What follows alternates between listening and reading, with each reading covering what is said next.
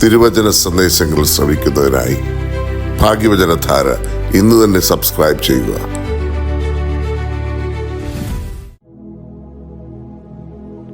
ത്രിയേക ദൈവത്തിന് സ്തുതി. ഭാഗ്യവചനധാരയിലേക്ക് ഏവർക്കും സ്വാഗതം. അപ്പോസ്തല പ്രവൃത്തികൾ 3-ാം അധ്യായം 6-ാം വാക്യം. അപ്പോൾ പത്രോസ് അവനോട്, പൊന്നും വെള്ളിയും എനിക്കില്ല, എനിക്കുള്ളത് നിനക്ക് തരുന്നു, നസറാനായ യേശുവിന്റെ നാമത്തിൽ നടക്കുക എന്ന് പറഞ്ഞു. 9-ാം മണി സമയത്ത് പത്രോസും യോഹന്നാനും ദേവാലയത്തിൽ പ്രാർത്ഥിക്കുവാൻ ചെല്ലുമ്പോൾ സുന്ദരമെന്ന ഗോപുരവാതുക്കൽ ഭിക്ഷ യാചിച്ചിരുന്ന ജന്മനാ മുടന്തനായ മനുഷ്യനെ സൗഖ്യപ്പെടുത്തുമ്പോൾ പറയുന്ന വാക്കുകളാണിവ. അപ്പോസ്തലന്മാർക്ക് പൊതുസമൂഹത്തിൽ വളരെ വലിയ അംഗീകാരവും ബഹുമതിയും ലഭിച്ച സംഭവമായിരുന്നു പെന്തിക്കോസ്തി. അതിനുശേഷം അവരെ എല്ലാവരും ഭയപ്പെടുകയും അവർ മുഖേന നടന്ന പല അത്ഭുതങ്ങളും അടയാളങ്ങളും കണ്ട് യഹൂദന്മാരിൽ വലിയൊരു വിഭാഗം യേശുക്രിസ്തുവിൽ വിശ്വസിക്കുകയും ചെയ്തു. പത്രോസും യോഹന്നാനും യഹൂദന്മാരുടെ ദേവാലയത്തിൽ തന്നെയാണ് ആദ്യ നാളുകളിൽ ആരാധനയ്ക്ക് പോയിരുന്നത്. എന്നാൽ ബോധപൂർവം അവരുടെ ബലി സമയങ്ങൾ ഒഴിവാക്കി പ്രാർത്ഥനാ സമയങ്ങൾ മാത്രമാണ് പോയിരുന്നത്. കാരണം കാൽവറിയിലെ യാഗത്തേക്കാൾ വലിയ ഒരു യാഗത്തെയും ഇനി കണക്കാക്കേണ്ടതില്ല എന്ന് അവർക്ക് ബോധ്യമുള്ളതിനാലായിരിക്കണം. 9-ാം മണി സമയത്തെ പ്രാർത്ഥന പ്രത്യേകമായി അവർ തെരഞ്ഞെടുത്തത് കർത്താവ് കുരിശിൽ കിടന്ന് എല്ലാം നിവർത്തിയായി എന്ന് പറഞ്ഞ് തലചായ്ച്ച് പ്രാണനെ വിടുന്ന സമയം ആയിരുന്നതിനാലും ആയിരിക്കണം. പ്രത്യേകമായി ഈ സമയത്താണ് സുന്ദരം എന്ന ഗോപുരവാതുക്കൽ ഭിക്ഷക്കാരനെ കാണുന്നത്. ഈ ഗോപുരം 75 അടി ഉയരത്തിൽ കൊരിന്ത്യൻ പിച്ചള കൊണ്ട് നിർമ്മിച്ച വെള്ളിയും പൊന്നും പൊതിഞ്ഞ ഭീമാകാരമായ പ്രവേശന കവാടമായിരുന്നു എന്ന് യഹൂദ ചരിത്രകാരനായ ജോസിഫസ് തന്റെ ചരിത്രത്തിൽ രേഖപ്പെടുത്തിയിരിക്കുന്നു. ഈ കവാടവാതുക്കലാണ് മുടന്തനെ ഭിക്ഷയ്ക്കായി ഇരുത്തിയിരുന്നത്. ഇതും ഭിക്ഷാടന ലോബിയുടെ ബിസിനസ് ഭാഗമായി കാണുന്നവരുണ്ട്. അവനെ അവിടെ കൊണ്ട് ഇരുത്തുമാറുണ്ട് എന്ന് രേഖപ്പെടുത്തിയിരിക്കുന്നത് അവനെ അവിടെ കൊണ്ടിരുത്തി സ്ഥിരമായി വരുമാനമുണ്ടാക്കുന്ന ഒരു ഗൂഢ സംഘം അതിൻ്റെ പിന്നിൽ ഉണ്ടായിരുന്നിരിക്കണമെന്ന് കരുതാവുന്നതാണ്. ഈ ഭിക്ഷക്കാരനെ കാണുമ്പോൾ പത്രോസും യോഹന്നാനും അവനെ ഉറ്റുനോക്കുന്നു. ഭിക്ഷക്കാരനോട് തങ്ങളെ നോക്കുവാൻ പത്രോസ് ആവശ്യപ്പെടുന്നു. അവൻ നോക്കിയപ്പോൾ പത്രോസ് പറയുന്നു, പൊന്നും വെള്ളിയും എനിക്കില്ല, എനിക്കുള്ളത് നിനക്ക് തരുന്നു, യേശുവിന്റെ നാമത്തിൽ നടക്ക. എന്നിട്ട് അവൻ്റെ വലം കൈ പിടിച്ചു അവനെ എഴുന്നേൽപ്പിച്ചു. ക്ഷണത്തിൽ അവൻ്റെ കാലും നരിയാണിയും ഉറച്ചു. അവൻ കുതിച്ച് എഴുന്നേറ്റ് നടന്നും തുള്ളിയും ദൈവത്തെ പുകഴ്ത്തിയും കൊണ്ട് അവരുടെ കൂടെ ദേവാലയത്തിലേക്ക് പോയി. 3 പ്രധാന സന്ദേശങ്ങൾ ഈ ഭാഗത്ത് നമുക്ക് കാണാൻ കഴിയും.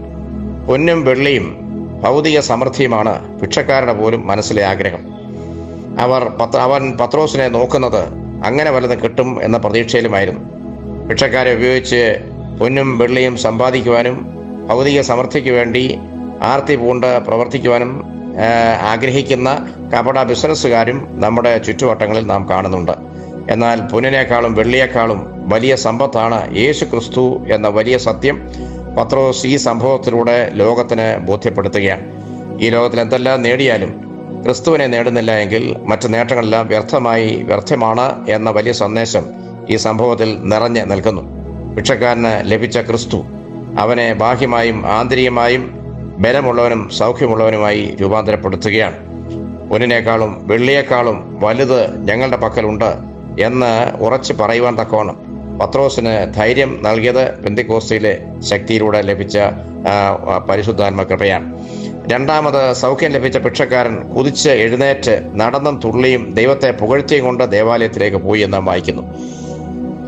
ഇരുന്നും നിരങ്ങിയും ദേവാലയത്തിന് പുറത്ത് ഭിക്ഷ തണ്ടുവാൻ വിധിക്കപ്പെട്ടിരുന്ന ഭിക്ഷക്കാരന് ലഭിച്ച വലിയ അനുഗ്രഹത്തിൽ അവൻ മതിമറന്ന് ദൈവത്തെ സ്തുതിക്കുകയാണ്. അവൻ്റെ സന്തോഷത്തിന് അതിരില്ലാത്തവണ്ണം അവൻ തുള്ളിച്ചാടുകയാണ്. അവൻ പത്രോസിനോടും യോഹന്നാനോടും ഒപ്പം ദേവാലയത്തിലേക്ക് പോകുന്നു. അനുദിന ജീവിതത്തിൽ ലഭിക്കുന്ന എല്ലാ അനുഗ്രഹങ്ങൾക്കും മതിമറന്ന് ദൈവത്തെ സ്തുതിക്കുവാനും ദേവാലയ ആരാധനകളിൽ പങ്കാളികളാകുവാനും അനുഗ്രഹങ്ങൾ നൽകിയവനെ ഒരിക്കലും മറന്നു പോകാതിരിക്കുവാനും നമുക്ക് ഇടയാകണം. ലഭിച്ചതെല്ലാം ദൈവത്തിൻ്റെ ദാനമാണ് എന്ന് വിശ്വസിക്കുവാൻ സാധിച്ചാൽ ഈ ജീവിതം മുഴുവനും ദൈവത്തിന് നന്ദി പറയുവാനായി തികയാത്തതുപോലെ നമുക്ക് ഓരോ നിമിഷവും ദൈവത്തെ സ്തുതിച്ചുകൊണ്ടും ദൈവത്തെ മഹത്വപ്പെടുത്തിക്കൊണ്ടും ജീവിതത്തെ നേരിടുവാനായിട്ട് സാധിക്കും. മൂന്നാമത്, ഈ സൗഖ്യം പ്രാപിച്ച മനുഷ്യന് 40-ലധികം വയസ്സ് പ്രായമുള്ളതായിട്ടാണ് 4-ാം അധ്യായം 22-ാം വാക്യത്തിൽ നാം വായിക്കുന്നത്. അങ്ങനെയെങ്കിൽ ഈ മനുഷ്യൻ യെരുശലേം ദേവാലയത്തിൽ ദീർഘമായ കാലഘട്ടം ഭിക്ഷ ഇരിക്കണമല്ലോ. കർത്താവിൻ്റെ പരസ്യ ശുശ്രൂഷ വേളകളിലും അവൻ അവിടെ ഉണ്ടായിരുന്നിരിക്കണം. കർത്താവ് ദേവാലയത്തിൽ വെച്ച് അനേക രോഗികൾക്ക് സൗഖ്യം നൽകിയിരുന്നു. പക്ഷേ ഈ മനുഷ്യൻ അവിടെയും സൗഖ്യം ലഭിച്ചിരുന്നില്ല. എന്നാൽ ഈ മനുഷ്യന് സൗഖ്യം ലഭിക്കുന്ന കർത്താവിന് ശേഷം ശിഷ്യന്മാരിലൂടെയാണ്. നമ്മുടെ യാതനകൾക്ക് മറുപടി താമസിക്കുമ്പോൾ നാം നിരാശപ്പെട്ടും ദൈവത്തിൽ നിന്ന് അകന്നും പിറുപിറുക്കാറുണ്ടല്ലോ. ദൈവത്തിന് എല്ലാ വിഷയങ്ങൾക്കും എല്ലാ പ്രശ്നങ്ങൾക്കും ദൈവത്തിൻ്റെതായ ഒരു സമയമുണ്ട് അതിനെ പരിഹരിക്കുവാൻ എന്നുള്ളത് ഈ സംഭവം നമ്മെ ഓർമ്മിപ്പിക്കുന്നു. അല്പം പണം ഒരുപക്ഷെ കിട്ടിയേക്കാം എന്ന് ചിന്തിച്ചവന് ജീവിതകാലം മുഴുവൻ ഓടിച്ചാടി നടക്കുവാൻ തക്കവണ്ണം പരിപൂർണ സൗഖ്യം തന്നെ ലഭിക്കുകയാണ്. ഒരു യാചനയും ഒരു പ്രാർത്ഥനയും മറുപടിയില്ലാതെ മടങ്ങുന്നില്ല എന്നത് ഈ ഭാഗം നമുക്ക് നൽകുന്ന സന്ദേശമാണ്. നാം ചോദിക്കുന്നതിനേക്കാളും ആഗ്രഹിക്കുന്നതിനേക്കാളും അധികമായി ഇരട്ടിയായി അനുഗ്രഹങ്ങളും നന്മകളും നമുക്ക് നൽകുവാൻ തക്കവണ്ണം ദൈവം തമ്പുരാൻ സ്നേഹവാനും നന്മകളിൽ സമ്പന്നനും നന്മകളുടെ ഉറവിടവും ആണ്. ആകയാൽ മടുത്തു പോകാതെ ദൈവത്തിൻ്റെ സമയത്തിനായി കാത്തിരിക്കുവാനും അനുഗ്രഹങ്ങളെ പ്രാപിച്ച് ദൈവത്തെ മഹത്വപ്പെടുത്തുവാനും നമുക്ക് സാധിക്കട്ടെ. ദൈവം അനുഗ്രഹിക്കട്ടെ. നന്ദി.